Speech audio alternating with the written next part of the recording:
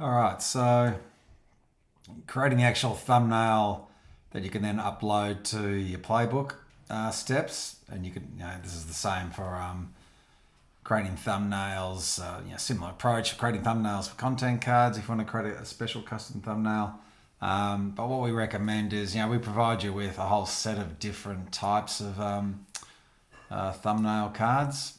You can see just different animated characters. We can provide it in different color schemes, or you can, create your own cards from scratch. But what we recommend is, you'll have just use PowerPoint, or I'm using Google Slides here. You can kind of do like maybe 4 to a slide, or you can do 1 to a slide, doesn't matter.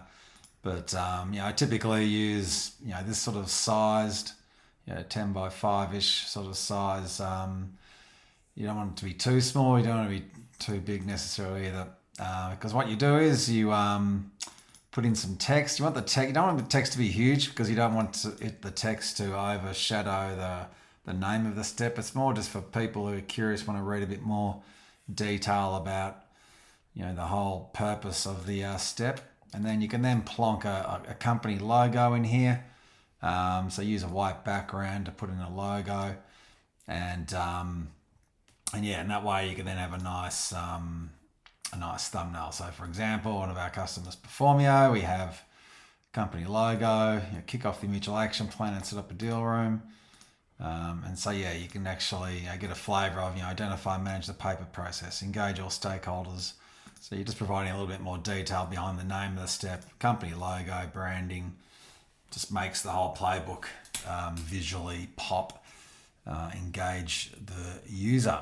But it's pretty simple. So you create those little designs, and then if you don't know already, you go Command Shift 4 on a Mac, and you can then it'll be slightly different with Windows, but however you take a screenshot, you just want to be able to select the screenshot and you just drag.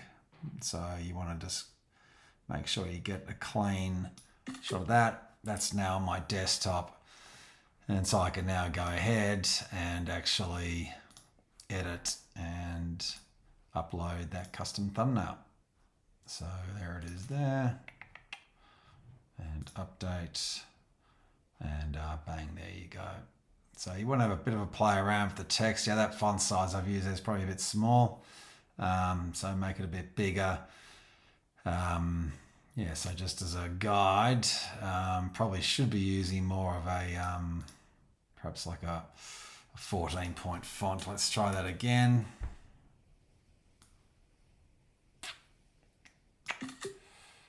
Go back, and I'm going to upload that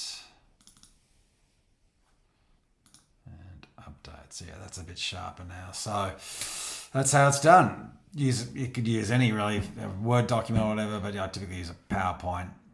Get your thumbnail right, screenshot it, upload it, bang. Cheers.